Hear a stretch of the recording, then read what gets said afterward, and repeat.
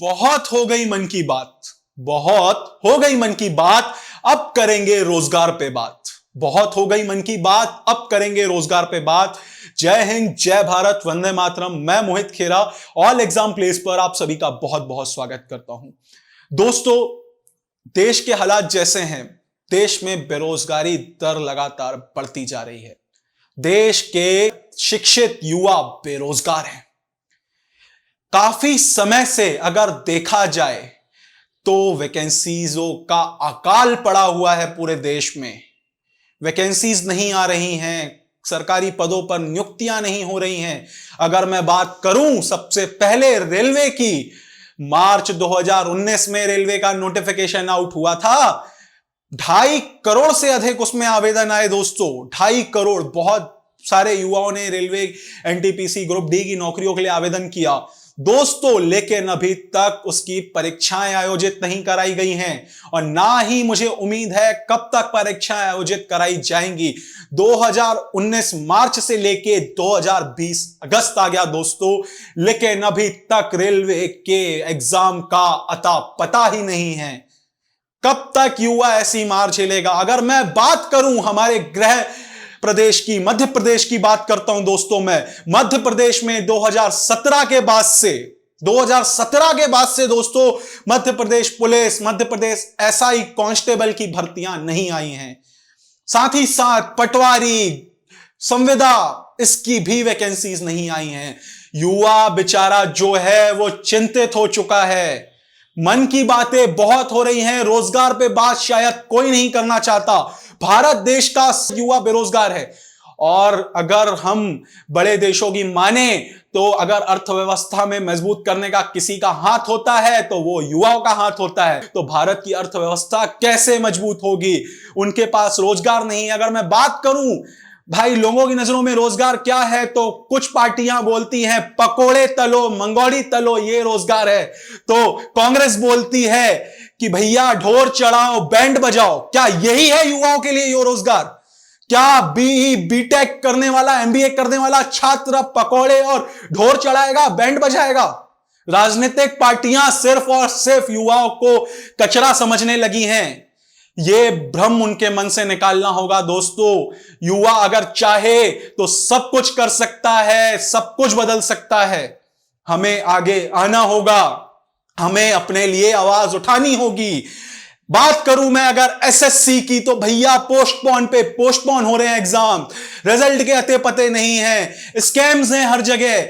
कब तक ये चलता रहेगा? कब तक युवाओं के भविष्य से खिलवाड़ होगा? मैं किसी एक पार्टी को टारगेट नहीं कर रहा हूं मित्रों, मैं किसी पार्टी विशेष से नहीं हूं, ना मैं किसी के बारे में यहां पे कुछ गलत बोलने आया हूं या मैं किसी पार्टी के विरोध में बोलने आया हूं। दोस्तों, मेरा विरोध पार्टी से नहीं, मेरा विरोध उन सभी लोगों से है जो युवाओं के बारे में नहीं सोच रहे हैं। मैं बात करने जा रहा हूं भारतीय न्यूज चैनल्स की। भारतीय न्यूज चैनल्स भैया करते क्या है? इतने टाइम से वैकेंसीज नहीं आई, रोजगार पे बात नहीं करेंगे, भुखमरी पे बात नहीं करेंगे, बेरोजगारी पे बात नहीं करेंगे, नहीं होगी इनसे बात। इनसे बस अभी एक सीबीआई केस हो गया है, सुबह टीवी चालू करो, सुबह से लेके रात तक बस वो सीबीआई का चलता रहता है इनका। मतलब एक इनको मिल गया भाई, लेकिन युवाओं की बात नहीं करते। कब करोगे युवाओं की बात? कुछ तो शर्म कर लो भाई। युवा बेचारा बेरोजगार बैठा है, कोई वैकेंसी नहीं है, वैकेंसी का अकाल है। मैं बात करूंगा भाजपा की। उन्होंने मैनिफेस्टो में, अपने घोषणा पत्र में 2014 में यह कहा था हर साल 2 करोड़ नौकरियां निकलेंगी। भैया कहां है 2 करोड़ नौकरियां हर साल? कहां है? 2000 अगर देखा जाए 2014 से 2020 तक भैया 6 साल हो गए। 12 करोड़ नौकरियां कहां हैं? 2 करोड़ नौकरियां हर साल देने की बात की थी भैया, 12 करोड़ नौकरियां कहां हैं? इसका जवाब दे सकता है अगर कोई भाजपा ही तो दे। भाई मेरा एक सीधा सा सिद्धांत है, भक्त बनो पर अंधभक्त मत बनो। ना मैं चमचा हूं ना मैं अंधभक्त हूं। इतना ही कहना चाहूंगा दोस्तों कि क्या युवा अपने लिए आवाज नहीं उठा सकता? क्या युवा हमेशा बेरोजगार रहेगा? क्या युवाओं के तरफ इन नेताओं का ध्यान नहीं जाएगा? मुझे नहीं लगता कि ये नेता कभी हमारी सुनेंगे। क्योंकि सुना ही नहीं है। लेकिन इन्हें हमें जगाना पड़ेगा, युवाओं की बात मीडिया को भी करनी पड़ेगी। बॉयकॉट करो ऐसी मीडिया को जो युवाओं की बात नहीं रखता है, ऐसे लोगों को बॉयकॉट करो जो युवाओं की बात नहीं रखता है। आपके क्षेत्र के विधायक, आप उनको ज्ञापन सौंपो कि भैया आपको विधायक काहे के लिए चुना था। युवाओं पे भी ध्यान दें। युवाएं बेरोजगार है, युवा बेरोजगार है, युवा के पास कुछ करने को नहीं है। दोस्तों, कभी कभी मन विचलित होता है कि देश जिस आर्थिक संकट से जूझ रहा है, कोरोना महामारी के दौरान हमारा देश ही नहीं बल्कि पूरी दुनिया आर्थिक संकट से जूझ रही है। लेकिन क्या इस आर्थिक संकट को दूर करने के लिए युवाओं को मौका देना जरूरी नहीं है? युवाओं को मौका मिलेगा तो हमारा देश निरंतर प्रगति के पथ पर आगे बढ़ेगा। दोस्तों, किसी ने खूब कहा है, युवा ही देश की ताकत है। युवा ही देश की ताकत है, लेकिन युवाओं की ताकत दबाई दी जाती है, युवाओं की आवाज उठाई नहीं जाती है। दोस्तों, हमें बहुत अच्छा मौका मिला है अपनी आवाज उठाने का। अपनी आवाज जरूर उठाएं और इस सरकार को जगाएं कि युवाओं की तरफ भी ध्यान दें। मध्य प्रदेश पुलिस में वैकेंसी नहीं, स्टेट में वैकेंसी नहीं, सेंट्रल में वैकेंसी नहीं। युवा क्या करे भैया? पकौड़े तले, क्या कहें, पकौड़े तले युवा क्या कर लेगा? ढोर चराए, भैंस चराए, यही करना है, बैंड बजाए। युवा के लिए ये रोजगार है। पार्टियों का कहना यह भैया अगर युवाओं के लिए कुछ रोजगार है तो यही है कि पकोड़े तलो, मंगोड़ी तलो। तो क्या भैया बीटेक एमबीए वाला पकोड़े का ठेला लगा ले? युवाओं, जागना पड़ेगा दोस्तों, हम सबको जागना पड़ेगा। अगर हमें वैकेंसीज लानी है तो भैया हमें इस सरकार को अपनी आवाज पहुंचानी होगी कि सरकार भी युवाओं की तरफ ध्यान दे, अपने वादों को पूरा करे। जो 2 करोड़ नौकरियां हर साल का वादा था उसको सरकार पूरा करे। अभी तक मैं मानता हूं, मैं सरकार की बहुत तारीफ करता हूं कई मुद्दों पर। अगर कोई अंधभक्त ये वीडियो देख रहा हो तो भाई मेरी फेसबुक प्रोफाइल ये बगल में है, जाके देख लेना, सरकार की तारीफ ही मिलेगी, बुराई नहीं करता इतनी भी। लेकिन जहां बात युवाओं की आएगी, मैं खड़ा रहूंगा, पूरा ऑल एग्जाम प्लेस परिवार खड़ा रहेगा युवाओं के साथ। अगर जब तक वैकेंसी नहीं आती है हम ऐसे ही आवाज बुलंद करते रहेंगे। मन की बात मत कीजिए माननीय, मन की बात मत कीजिए, अब युवाओं और रोजगारों की भी बात कीजिए, रोजगार पे बात कीजिए। बच्चा रोजगार चाहता है, परिवार वाले आर्थिक संकट से जूझ रहे हैं, बिजनेसेस डाउन पड़े हैं। इस कोरोना महामारी ने बहुत हालत खराब की है, जीडीपी हमारे देश की निचले स्तर पर गिर गई है। दोस्तों, मैं सिर्फ यही निवेदन करूंगा सरकार से कि किसी भी देश को चलाने के पीछे युवा का सबसे बड़ा हाथ होता है। अगर युवा ही बेरोजगार है तो यह देश कैसे आगे बढ़ेगा? मैं सरकार से यही निवेदन करता हूं दोस्तों, जल्द से जल्द वैकेंसीज आए, रेलवे का एग्जाम कंडक्ट हो।